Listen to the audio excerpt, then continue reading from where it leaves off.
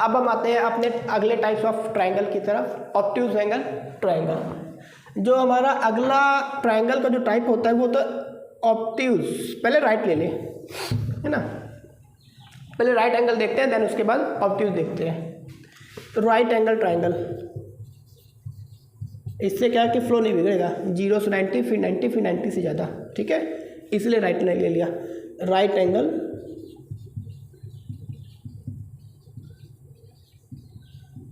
Triangle, right angle triangle. तो right angle triangle क्या होता है? ऐसा ट्राइंगल जिसका एंगल एग्जैक्ट 90 डिग्री का हो। राइट एंगल ट्राइंगल क्या होगा? If any angle have exact 90 degree, अगर किसी एंगल का सब बोल रहा हूँ, अगर किसी भी एंगल का जो मेजरमेंट है, ठीक है, एग्जैक्ट 90 डिग्री हो, मतलब अगर कोई ट्राइंगल है जो 90 डिग्री का एंगल बना है तो उसे क्या बोलते हैं? Right angle triangle. ये आपको हो जाएगा राइट एंगल ट्राइंगल। आई बात समझ में, नाम दे दीजिए ABC, यहाँ पे 90 डिग्री का एंगल बनेगा।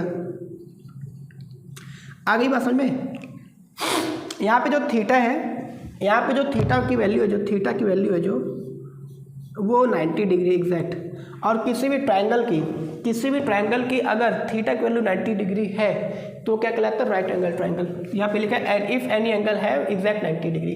अगर किसी भी, ठीक है, अगर किसी भी ट्राइंगल के एंगल का मेजरमेंट 90 डिग्री का है, ठीक है, तो क्या कहलाएगा? आपका राइट एंगल ट्राइंगल।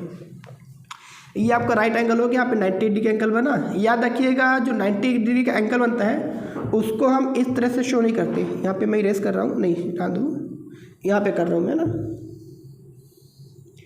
ये आपका राइट एंगल ट्राइंगल बना है, तो आप यहाँ पे 90 डिग्री का एंगल बन रहा है ना, तो आप इसको एंगल को इस तरह से कर्व में शो नहीं करोगे। कर्व लाइन ये गलत होता है ना। आपको अगर शो करना है किसी भी राइट एंगल ट्राइंगल को, तो आप हमेशा उसको स्क्वायर एंगल वाला कर शो करोगे। ये मेथड आपकी सही होती है, ये रॉन्ग है ना। 90 डिग्री एंगल को आप कभी कर्व लाइन से प्रेजेंट मत कर देना, हमेशा ही होता है। और कभी भी डायग्राम में कहीं पे भी अगर आपको इस तरह से दिख गया स्क्वायर बना हुआ एंगल में, कहीं पे भी, जरूरी नहीं कि यहीं पे, ठीक है, कोई भी फिगर हो, अगर इस तरह का दिख गया तो आप समझ जाना कि वहाँ पे राइट एंगल ट्राइंगल 90 डिग्री होना है। सिर्फ और सिर्फ 90 डिग्री को ही इस तरह से रिप्रेजेंट किया जाता है और किसी भी एंगल को नहीं, ठीक है। तो यहाँ पे हम राइट एंगल ट्राइंगल के बारे में कुछ और बातें अगर जानना चाहें तो जान सकते हैं। वो क्या है? जैसे कि मान लीजिए यहाँ पे आपका 90 डिग्री है, ठीक है, तो 90 डिग्री जैसे मैं आपको पिछले चैप्टर में मतलब पिछली क्लासेस में बता चुका हूँ कि किसी भी ट्राइंगल की जो लॉन्गेस्ट एंगल होता है, ठीक है, जो भी सबसे बड़ा एंगल होता है उसके सामने वाली भुजा भी क्या होती है? सबसे बड़ी होती है, ठीक है। तो यहाँ पे AC क्या होगी? लॉन्गेस्ट होगी, ठीक है। चूँकि ये क्या है? राइट एंगल ट्राइंगल है, तो इसको हम यहाँ पे जो AC उसको बोलेंगे हाइपोटेनस।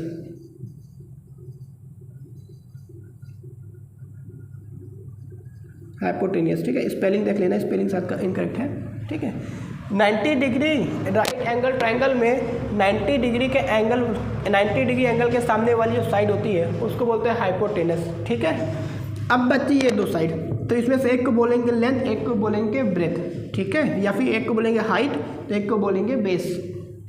अगर मैंने इसको थीटा लेट किया, इस वाले एंगल को मैं थीटा मान लिया, माना कि इसकी 90 डिग्री, इसका भी कुछ एंगल है, इसकी कुछ वैल्यू दे दी गई, ठीक, थीटा की वैल्यू में दे दी गई है कुछ डिग्री, ठीक है। तो इसकी जो थीटा हमने लेट किया है, थीटा के सामने जो एंगल बनेगा उसको बोलते हैं हाइट। क्या बोलेंगे?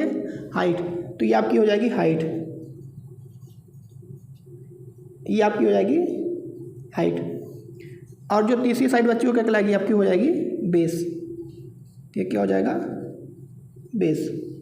अगर आप थीटा इसको लेट करते हैं, अगर मान लो बोले सर मुझे थीटा इसको नहीं मानना है, थीटा इसको मानना है, तो अगर आप इसको थीटा मानोगे तो फिर इसके सामने हाइट हो जाएगा और जो तीसरी साइड बचेगी वो बेस, ठीक है। इसको चेंज नहीं करना है, 90 डिग्री के सामने जो साइड होगी उसको हमें हाइपोटेनस ही बोलना है। इतनी बात आ गई होगी, समझ में आ गई। हाइट बेस हो जाए, थीटा के सामने वाला हाइट, थीटा के सामने वाली जो साइड होगी उसको कहेंगे हाइट, राइट एंगल के सामने वाली जो साइड होगी उसको बोलेंगे हाइपोटेनस, और जो तीसरी साइड होगी उसको बोलेंगे बेस, ठीक है।